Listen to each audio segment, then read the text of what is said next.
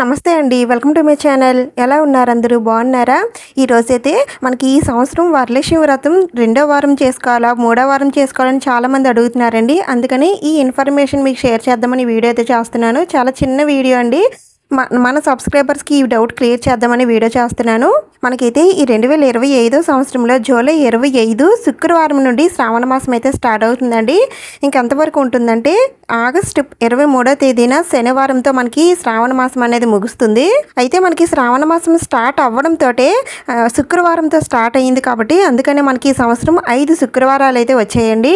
మరి ఈ 5 శుక్రవారాల్లో వరలక్ష్మి వ్రతం ఎప్పుడు జరుపుకోవాలని అంటే మనకి పౌర్ణమికి ముందు వచ్చే శుక్రవారం రోజున వరలక్ష్మి వ్రతం జరుపుకోవాలని మనకు పురాణాలు అయితే చెప్తున్నాయండి.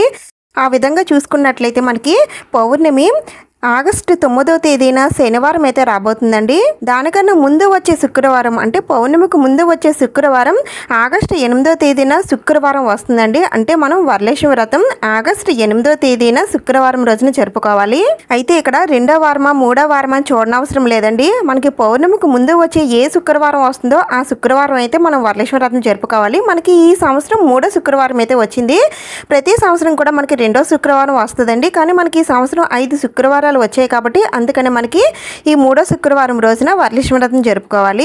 అయితే ఈ 8వ తేదీన వరలక్ష్మీదేవి వ్రతం ఏ సమయానికి చేసుకోవాలి, పూజ ఎప్పుడు చేయాలి అనేవన్నీ కూడా నేను ఇంతకుముందే వీడియో అయితే చేశానండి. ఒక్కసారి ఆ వీడియో చూడండి, మీకు యూజ్ అవుతుంది. ఒకవేళ ఈ రోజు కనుక మీకు కుదరకపోయినట్లయితే శ్రావణ మాసంలో వచ్చే ఏ శుక్రవారం అయినా సరే చేసుకోవచ్చండి. మనకు 5 శుక్రవారాలు వచ్చాయి కాబట్టి మీకు వరలక్ష్మి వ్రతం రోజు కుదరకపోయినట్లయితే మిగిలిన శుక్రవారాలు కూడా చేసుకోవచ్చు. నేను ఆల్రెడీ ముందు వీడియోస్లో వీటి కోసం తెలియజేశాను. ఒక్కసారి ముందు వీడియోస్ అయితే చూడండి. ఈ వీడియో మీకు యూజ్ అయిందని అనిపిస్తే ప్లీజ్ తప్పకుండా లైక్ చేయండి, షేర్ చేయండి, సబ్స్క్రైబ్ చేసుకోండి. ఇంకొక మంచి వీడియోతో మళ్ళీ కలుద్దాం. Thank you for watching.